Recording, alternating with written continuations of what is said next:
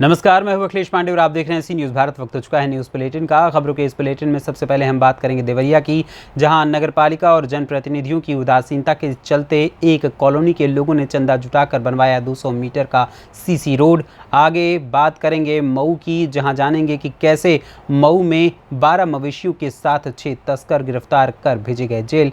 इसके साथ ही आगे बढ़ेंगे और जानेंगे कि कहां 7 दिवसीय श्रीमद् भागवत ज्ञान यज्ञ का किया गया आयोजन। और भी तमाम खबरों पर आइए विस्तार से करते हैं चर्चा। नगर पालिका और जनप्रतिनिधियों की उदासीनता के चलते एक कॉलोनी के लोगों ने खुद चंदा लगाया और 200 मीटर सीसी रोड को बनवा दिया। आपसी सहयोग से 3 लाख रुपए इकट्ठा किए और एक शानदार सीसी रोड खुद मोहल्ले वासियों ने बनवा दी।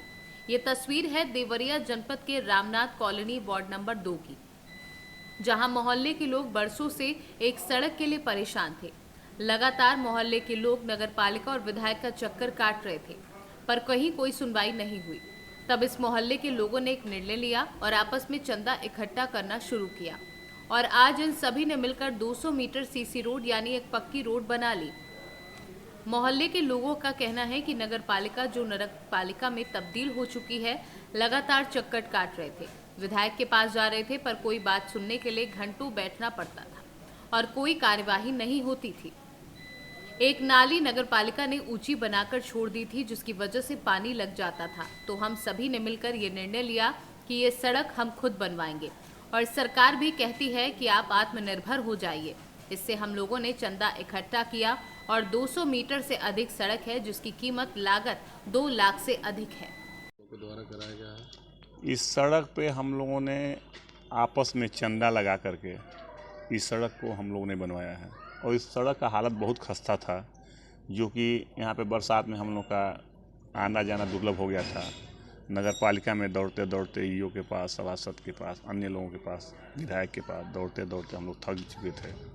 उसके बाद आपस में हम लोग निर्णय लिए कि हम लोग अपने पैसे से ही क्यों न सड़क बनवा लिया जाए, कि कम से कम 10-5 साल की छुट्टी हो जाए। नगर पालिका के बनने के बाद साले भर में सड़क टूट टूट के किनारे हो जा रही हैं, इसलिए हम लोग आपस में चंदा लगा करके इस सड़क को हम लोग ने बनवाया। किसी जनप्रतिनिधि के द्वारा यहाँ कोई सुनवाई नहीं हुई, न कोई जनप्रतिनिधि देवरिया का यहाँ पे आया। कौन सा वार्ड है ये? देवरिया रामनाथ है, वार्ड नंबर 2, हाईडील के ठीक पीछे, सुभाष प्रमुख के मकान से ओम प्रकाश तिवारी के मकान तक। कुल कितने लागत खर्च हुए हैं इस सड़क? लमसम इस सड़क में 3 लाख रुपए के आसपास की लागत लगी हुई है। अन्य तरह की कोई सहायता? अन्य तरह की कोई नगर पालिका सहायता नहीं किया है। मोहल्ले के कुछ लोगों ने भी सहायता नहीं किया है, जो मोहल्ले में इस रोड से आना जाना है, उन लोगों ने भी 1 रुपये का भी कोई मदद नहीं किया है। क्या सुनना पड़ेगा? मेरा नाम भरत तिवारी। सड़क का निर्माण कराया गया है, ये किस तरह के सहयोग से कराया गया है? जी, ये सड़क का निर्माण कुछ लोगों द्वारा हम लोग मिल के एक यूनिटी बनाए, चाय पी रहे थे, सुबह का टाइम था, तो हम लोगों ने मिल के ये सोचा कि सड़क का निर्माण हम लोग खुद करा लें, क्योंकि किसी जनप्रतिनिधि या नगरपालिका या तमाम लोग थे, आने जाने में सारे लोगों को, मान लीजिए यहाँ तो सारे लोगों को दिक्कत हो रही थी, 12-13 घर है, लेकिन 7 लोगों ने मिल के इस सड़क का निर्माण हम लोग अपने पैसे से, श्रमदान, इसमें हम लोग मेहनत भी किए हैं, गिट्टी तोड़े हैं, तमाम अपना जो भी है करके हम लोगों ने इस सड़क का निर्माण करवाया है। वार्ड मेंबर या अन्य जनप्रतिनिधि के किसी का इसमें कोई सहयोग नहीं है। क्या नाम है आपका? ओम प्रकाश तिवारी। कहाँ पे सड़क निर्माण हुआ है? यहाँ सुभाष प्रमुख के घर के पीछे से ओम प्रकाश तिवारी के। वार्ड नंबर कितना है? 28, पहले 2 था, इस समय 28 हो गया है। देवरिया से सी न्यूज़ संवाददाता ज्ञानेंद्र नाथ मिश्रा की रिपोर्ट। नियोजन नीति के खिलाफ झारखंड के विभिन्न छात्र संगठनों ने 10 अप्रैल को राज्य बंद का ऐलान किया है। इसके अलावा छात्रों ने 8 अप्रैल को मुख्यमंत्री आवास का घेराव करने का भी ऐलान किया है। इसे लेकर आज यानी 2 मार्च को झारखंड राज्य स्टूडेंट यूनियन ने मोरहाबादी स्थित ऑक्सीजन पार्क में बैठक की। करीब 3 घंटों तक बैठक के बाद छात्रों ने इस फैसले पर सहमति जताते हुए 10 अप्रैल को झारखंड बंद करने का ऐलान किया है। बीते दिनों सुरक्षा बल और जिला प्रशासन ने छात्रों पर लाठी डंडे और आंसू के गोले बरसाए, लेकिन अब झारखंड स्टेट स्टूडेंट यूनियन एक बार फिर से एकजुट होकर मुख्यमंत्री आवास को घेरने की कोशिश करेंगे। रिपोर्ट्स के मुताबिक 10 अप्रैल को छात्रों द्वारा झारखंड बंद के ऐलान का छात्र नेता जयराम ने भी समर्थन दिया है। रांची से सी न्यूज़ संवाददाता चंदन कुमार गुप्ता की रिपोर्ट। मोहम्मदाबाद गौना मऊ पुलिस अधीक्षक अविनाश पांडे के निर्देश पर चलाए जा रहे विशेष वाहन चेकिंग अभियान के क्रम में रविवार को पुलिस में एक डीसीएम में लगे हुए 5 गाय व 5 बैल एवं 2 बछड़ा समेत 6 अभियुक्तों को पुलिस ने गिरफ्तार कर विभिन्न धाराओं में मुकदमा दर्ज कर न्यायालय चालान किया है। टीम में उप निरीक्षक गंगाराम बिन, आदर्श श्रीवास्तव, कांस्टेबल महेंद्र यादव, प्रदीप मिश्रा, मोहम्मदाबाद बिलाल, धर्मेंद्र कुमार सिंह, मिथिलेश गुप्ता आदि पुलिसकर्मी साथ रहे। पूरा मामला ये था कि एक जो है डीसीएम छोटी ट्रक यूपी 8280 3443 करा की तरफ से आ रही थी, तो जो जमालपुर रेलवे क्रॉसिंग है वहाँ पर हमारे पुलिसकर्मियों ने उसको रोका, तो उसमें 5 भैंस और 5 गाय और 2 बछड़े जो है वो बड़ी ही क्रूरतापूर्वक लाद कर ले जाए जा रहे थे, और जिसमें बछड़े काफ़ी जख्मी हालत में थे, तो उनको थाने पर लाकर और उसमें जो 6 लोग थे, जितेंद्र, दिनेश, जयराम यादव, उपेंद्र, उद्रेज और सत्येंद्र यादव, इन सभी 6 के खिलाफ जो है गौवध निवारण अधिनियम और पशु क्रूरता अधिनियम के तहत मुकदमा पंजीकृत करके जेल भेज दिया गया है। मऊ से सीनू संवाददाता राजीव शर्मा की रिपोर्ट। सुगौली के सगांव माई स्थान के पास 7 दिवसीय श्रीमद् भागवत ज्ञान यज्ञ का आयोजन किया गया। इस मौके पर बड़ी संख्या में पहुंचे श्रोताओं ने श्रीमद् भागवत कथा का आनंद लिया। इससे पूर्व पौथी यात्रा निकाली गई, जो गांव का भ्रमण कर यज्ञ स्थल पहुंची, जिसमें बड़ी संख्या में श्रद्धालुओं ने हिस्सा लिया। इसके साथ ही आसपास का माहौल भक्तिमय बन उठा। मौके पर मंच आचार्य अरुण झा एवं वैदिक ब्राह्मणों के द्वारा वेद ध्वनि से व्यासपीठ का शुभारंभ हुआ। कथा के दौरान महाराज श्री आचार्य प्रदीप शास्त्री ने श्रीमद् भागवत कथा की महत्ता पर प्रकाश डालते हुए कहा कि श्रीमद् भागवत कथा सुनने मात्र से ही मानव जीवन का कल्याण होता है। मोतिहारी से सीनू संवाददाता वीरेंद्र कुमार गुप्ता की रिपोर्ट। मध्य प्रदेश में इस वर्ष 2023 के अंत में विधानसभा चुनाव है। ऐसे में रायसेन जिले की चारों सीटों पर कांग्रेस अपनी जीत का पक्का दावा पहले से तय कर लेना चाहती है। इसी क्रम में रायसेन जिले के उदयपुरा बरेली विधानसभा में आज कांग्रेस पार्टी का कार्यकर्ता सम्मेलन आयोजित किया गया। मध्य प्रदेश के कार्यक्रम में मध्य प्रदेश कांग्रेस संगठन प्रभारी जयप्रकाश अग्रवाल, पूर्व केंद्रीय मंत्री सुरेश पचौरी, उदयपुरा बरेली विधायक देवेंद्र पटेल, जिला कांग्रेस कमेटी के अध्यक्ष पूर्व विधायक देवेंद्र पटेल सहित हजारों की संख्या में कांग्रेस कार्यकर्ता उपस्थित हुए। वहीं दूसरी ओर एनएसयूआई, युवक कांग्रेस, महिला कांग्रेस, सेवा दल एवं अन्य संगठनों के पदाधिकारी भी उपस्थित हुए। इस कार्यक्रम में यहां पर कांग्रेस के वरिष्ठ नेताओं के द्वारा कांग्रेस कार्यकर्ताओं से एकजुट होकर कांग्रेस पार्टी को अपना परचम लहराने के साथ शपथ दिलवाई एवं कार्यकर्ताओं में जोश भरा। वरिष्ठ नेताओं के द्वारा कार्यकर्ताओं से कहा भी कि सभी कार्यकर्ता नई ऊर्जा के साथ मैदान में उतरे और घर घर जाकर के अपना वोट मजबूत करें। प्रदेश प्रभारी जयप्रकाश अग्रवाल ने कहा, राहुल गांधी ने जो सबको चोर नहीं कहा और मानहानि के केस में पहली बार इतनी जल्दी फैसला आया है। हमने जन जागरण कर जनता को बताएंगे। गौतम अडानी को लाभान्वित करने के लिए, और उसकी परिणति तो हद जब हो गई जब सूरत कोर्ट का फैसला आया। उसके ताबड़तोड़ तरीके से दूसरे दिन उनकी लोकसभा की सदस्यता रद्द कर दी गई और अंत में उनको अपने सरकारी बंगले से बेदखल करने का भी नोटिस दे दिया।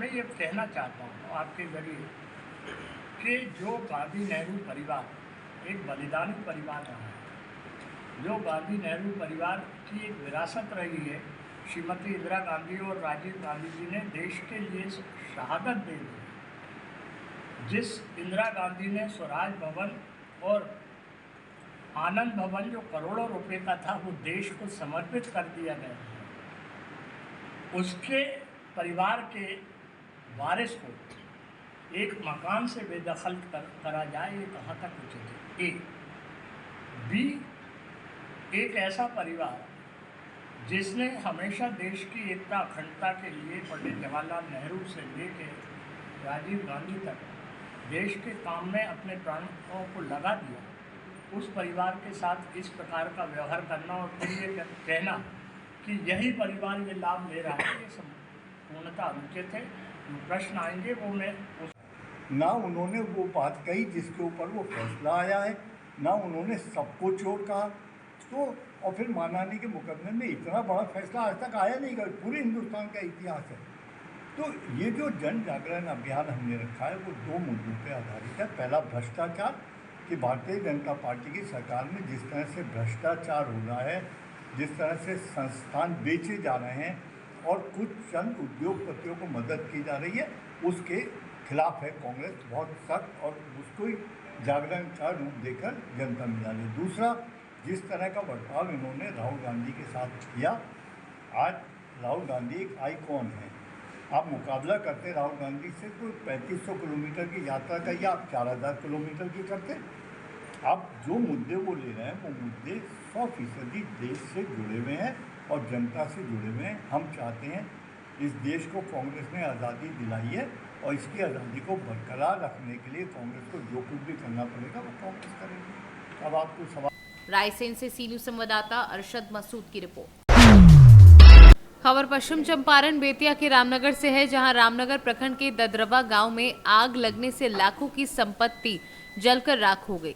इस संदर्भ में बीडीसी विनोद कुमार महतो ने बताया कि मुस्मात सौदरी देवी के घर में देर रात्रि अचानक आग लगने से फूसनुमा झोपड़ी जलकर राख हो गई, जिसमें लगभग 1 दर्जन चरिंद जलकर राख हुआ। आग की लपटें इतनी तेज थी कि उस पर काबू पाना मुश्किल लग रहा था। वहीं आग लगने से ग्रामीणों में दहशत का माहौल बना हुआ है, लेकिन इसी जद्दोजहद के बीच हम सब ग्रामीणों ने हिम्मत दिखाई और आग पर काबू पाने के लिए हम ग्रामीणों की काफी मशक्कत के बाद आग पर काबू पाया गया, जब तक सब कुछ जलकर राख हो चुका था। कैसे आग लगा यहाँ? आग अचानक लगा हुआ है रात में, और ये लाखों का संपत्ति इसमें लॉस हुआ है। 2 भैंसा है और 4-5 बकरी है, सुअर है, और उसमें और सब संपत्ति था इन लोग का, तो लाखों का संपत्ति है। तो हम आग्रह करेंगे कि सीओ साहब और बीडीओ साहब से बने जहाँ भी हो जैसे हो इन लोग का लाभ दिलाने का काम करें। आप क्या हैं? हम वहाँ के स्टाफ कंपाउंडर हैं। कंपाउंडर हैं। यहाँ पर जो आग लगा है कैसे लगा है? अचानक लगा है। तो क्या क्या क्षति हुआ है? 7 बकरी है, 1 सुअर है और 2 पारा और 1 पाड़ा जला हुआ है। तो सूचना दिए सीओ साहब को? नहीं, हमको तो पता नहीं था, हमको तो अभी पता हुआ है, तो हम लोग आए हैं, ट्रीटमेंट किया है। जो बचा हुआ है 1 ठो, उसको ट्रीटमेंट के माध्यम से ऐसे हुआ है। जय उराव। कैसे आग लगा है? अचानक से आग लग गया है। अचानक से आग लगने के बाद घर में जितने भी जीव जंतु या जानवर थे, घर में जो भी सामान था सब जलकर राख हो गया। लगभग 1 लाख से अधिक भी की क्षति हुई है, जिसमें कि 7 बकरी, 1 सुअर और 2 जानवर जो पड़ा है, 2 पाड़ा मर गए हैं, 1 घायल हो गया है, 1 जिंदा है। तो सरकार से मेरा यही मांग है कि जितने भी क्षति हुआ है उसका मुआवजा भरे। मैं सरकार से यही निवेदन कर रहा हूं कि आप सरकार से भी जल्द से जल्द मेरा निवेदन है कि जितने भी क्षति हुआ है उसका भरपाया कराया जाए। 6 बजे हमको दरदरवा से फ़ोन आया कि दरदरवा में 9 बजे 10 बजे के करीब आग लगा हुआ है, जिसमें 7 बकरी, 1 सुअर और 2 भैंस और 1 जला हुआ है जो कि जिंदा है, जिसमें लाखों से ऊपर की संपत्ति जला हुआ है। कपड़ा लता ये सब बर्तन भड़िया सब है। तो हम यही गुजारिश करेंगे सीओ साहब, बीडीओ साहब से कि इन लोगों का मुआवजा दिलाने का काम करेंगे। बेतिया से सी न्यूज संवाददाता विनोद कुमार की रिपोर्ट। बड़ी खबर बगाहा से है, जहां धनाहा थाना क्षेत्र के यूपी बिहार की सीमा पर तैनात धनाहा थाना के पुलिसकर्मियों की टीम ने रविवार की शाम को संदेह के आधार पर एक अपराधी को दौड़ाकर पकड़ लिया।